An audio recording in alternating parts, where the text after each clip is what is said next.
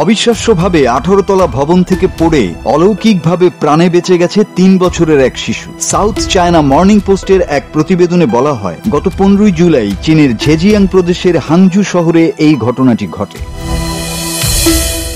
শিশুটিকে সাময়িকভাবে দেখভালের জন্য তার দাদা দাদির কাছে রাখা হয়েছিল। তারা মনে করেছিলেন শিশুটি ঘুমাচ্ছে, তাই তারা ঘরের দরজা বন্ধ করে কিছু বাজার করতে বাইরে যান। কিন্তু ঘুম ভেঙে শিশুটি বাথরুমে গিয়ে সেখানে থাকা টয়লেটে উঠে জানালার কাছে পৌঁছায়। বাথরুমের জানালায় কোনো সুরক্ষা বার না থাকায় সেখান থেকে সে নিচে পড়ে যায়।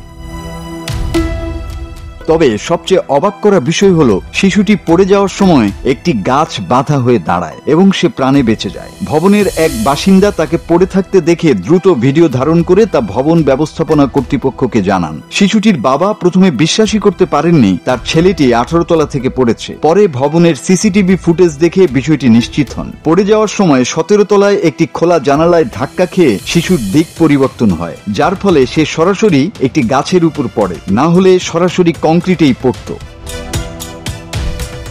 হাসপাতালে নেয়ার পর চিকিৎসকরা শিশুটির বেঁচে যাওয়াকে অলৌকিক বলে মন্তব্য করেন। তার বাঁ হাত ভেঙেছে, মেরুদণ্ডে চাপ লেগেছে এবং কিছু অভ্যন্তরীণ অঙ্গ ক্ষতিগ্রস্ত হয়েছে, তবে মাথায় কোনো আঘাত লাগেনি। ঘটনার ভিডিও এবং বিবরণ সামাজিক যোগাযোগ মাধ্যমে ছড়িয়ে পড়ার পর ব্যাপক আলোচনা শুরু হয়।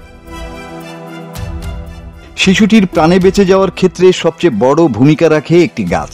সন্তানের প্রাণ বাঁচানো গাছের প্রতি কৃতজ্ঞতা জানাতে শিশুটির বাবা গাছটিতে একটি বড় লাল ফুল দিয়ে সম্মান জানান। চীনে এই ধরনের ফুল সাধারণত শ্রদ্ধা ও উৎসবের প্রতীক হিসেবে ব্যবহার করা হয়।